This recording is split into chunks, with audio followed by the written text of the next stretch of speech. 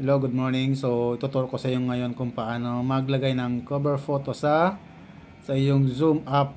Okay, so yan, punta tayo sa Zoom. Ayan, so balik muna tayo. Balik muna. Wait lang.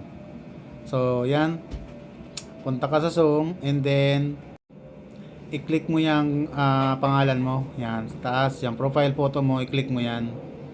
Yan, ganyan. Click mo na yung, tapos pag na-click mo na yung profile photo mo, yan, lalabas na yung change profile photo. Yan. Pero make sure na dapat meron ka nang naka-prepare na picture, dapat masaya, naka-smile, okay? Para pag kahit naka-off cam ka, naka-smile ka pa rin. Yan, click mo yung change photo, yan. Tapos punta ka na sa albums, dapat may naka-prepare ka ng mga pictures dyan, okay? So yan, hanap tayo yan. Mamimili ka, dapat naka-prepare na yung ano mo, yung picture mo na ilalagay. Okay, so kung wala pa, maggawa ka na ngayon. Okay, so halimbawa, yan, picture na yan. Ito. Yan, tapos punta ka sa gallery. Yan.